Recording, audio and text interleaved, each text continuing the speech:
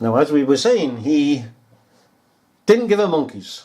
He didn't give a downright toss to anyone, about anyone, only himself. And yet here was a man who's so daft, so away with it all, and yet not so daft as to promote himself each and every way. That's the subtlety of this person. That he ignores the advice of the security services, and the security services do not push it. For why should they push it? Because they were involved with him and members of the elite armed forces to overthrow Harold Wilson at one point. So, this one here, Mountbatten, can be just disposed of.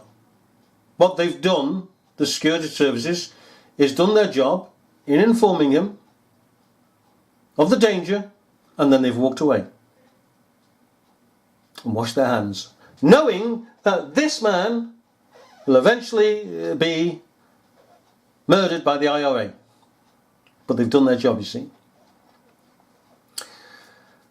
So this is one less person to worry about. So he's not going to put in his biography that the MI5 and the rest colluded to take over the government.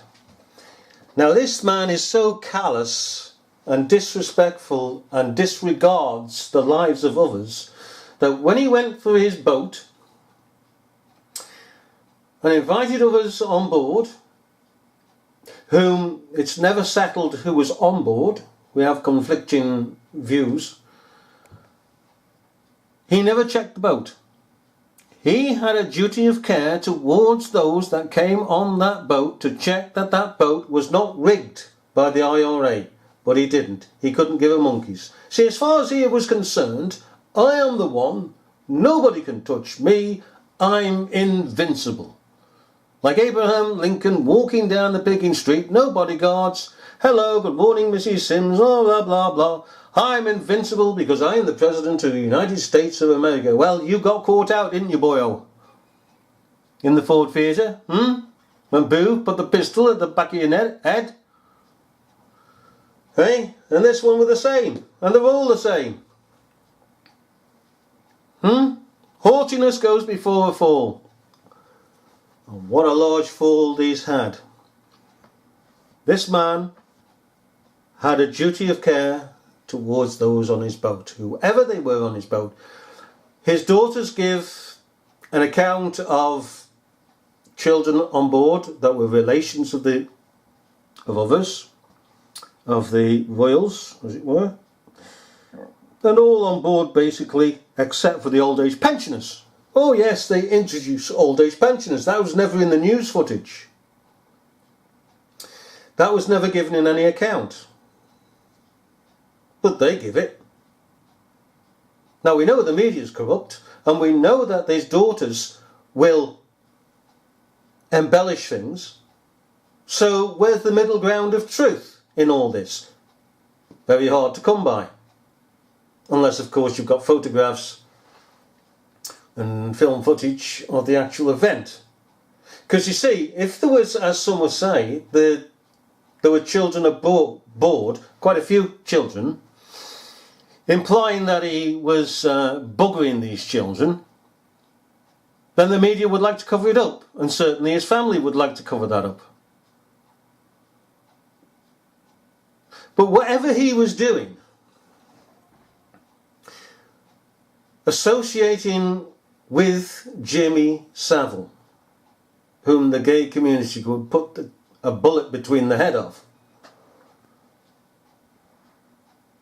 begs the question, what's he doing with a man who is a child trafficker, a child buggerer, a necrophiliac, whom the MI5 would have informed him about because they would have taken the checks upon this person, because this person is coming to royalty. And it's standard procedure, standard practice to check out these persons. And they would not have allowed Jimmy Savile to have approached royalty even through Mountbatten. So what is going on? There's more here than meets the eye, even in the security services. And we wonder about Jill Dando, if it's true that she knew more than the so-called security services could keep her quiet about. But that question still stands. What is he doing associated with Jimmy Savile? How did he come to meet Jimmy Savile to be associated with him? Was it in a meeting, a charity? But how did the link form? How did it form? And why wasn't the royals themselves objecting to Jimmy Savile being there? Why did they accept him? Why are they accepting now Jeffrey Epstein? The thing is, at the end of the day, what is blatantly obvious to our view should never be denied. Not like the panderers to the royalists who say, oh, no, well, you know, it's just Jimmy Savile. Well, this is just Epstein. Oh, well, they're just ignorant of who these people are. I'm sorry, but that's your excuses. They shouldn't be there in the first place, and you cannot excuse the fact that they wouldn't be there in the first place because they're commoners. Commoners have nothing to do with the royals. The royals will have nothing to do with you or I or any person that is beneath them unless they're getting something from them. They're on two different levels. These are psychopaths, sociopaths, the evil, the scum of the world are these persons, these so-called royals. How sin can be royal, I don't know. We'll give fancy titles and give medals and give whatever you want to these pernicious, stinking vermin. It still will never change who they are. Freeloaders, obsessed with child traffickers, child buggerers. We would be repulsed by the Saviles of this world, and we are repulsed, and we would like to see them strung up or shot. But not the royals. So how royal is that? And we are far better than the royals because we have morals and ethics. The royals have nothing but madness. Utter madness. Now, you, where are you off? Where are you off? You're going to, I see, no, this way. You're going to get me a cup of tea. Now then, you got that bagel? Oh, it's so soft. Yes, indeed. So this man here is nothing to speak of. He's a worthless food eater.